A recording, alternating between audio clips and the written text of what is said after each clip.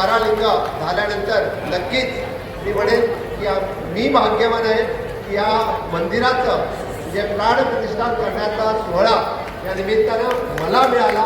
मी महाराजांचा पुनश्च एकदा खूप खूप धन्यवाद म्हणतो पूर्ण गोमंतकीयाच्या वतीने की मी स्वतः मुख्यमंत्री असताना म्हणजे जी गोष्ट पुढची 500 वर्षसुद्धा या इतिहासात त्यांची नोंद राहील. जगद्गुरू नरेंद्र महाराजांची नोंद पुढच्या 500 वर्षासाठी या गोमंतकामध्ये राहील.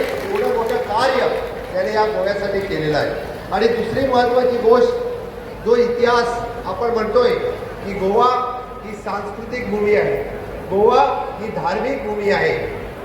गोव्यावरती कित्येक वर्ष पोर्तुगीज असेल किंवा मुघल असेल याने या ठिकाणीचा म्हणजे मंदिरं, मठ आणि धर्म नष्ट करण्याचा प्रयत्न केला. पण गोव्यातील लोकांनी पुढे एकदा छत्रपती शिवाजी महाराजांच्यामुळे हा धर्म इथे जर ठेवण्याचं काम केलेलं असेल तर लोकांनी केलं.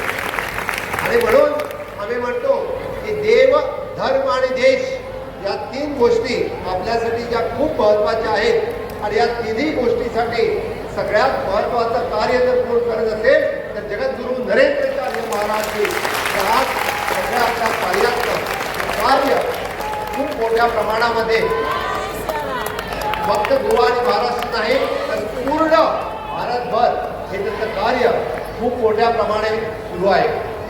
त्यांच्या कार्यासाठी मी खूप खूप शुभेच्छा देतो. मी त्या कार्यावरती आज बोलणार नाही आहे, पण गोवेश्वर मंदिराच्या वतीने आज या ठिकाणी जो गोमंतकावरती त्यांनी जो ग्रंथ लिहिला महाराजांनी, हा ग्रंथही तेवढाच महत्त्वाचा आहे. गोव्यातील जे कित्येक शतकांचा इतिहास, गोव्यातील धार्मिक इतिहास यामध्ये जो लिहिला आहे तो पुढच्या 500 वर्षासाठी मार्गदर्शक राहील, हेही तितकंच महत्त्वाचं आहे.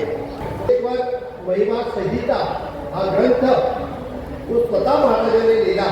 म्हणजे महाराजांचं गोमंतकावरती, गोव्यावरती किती प्रेम आहे ते बघा की गेल्या कित्येक वर्षापासून, गेल्या 30 वर्षापासून कंटिन्युअसली ते स्वतः गोव्यामध्ये येतात.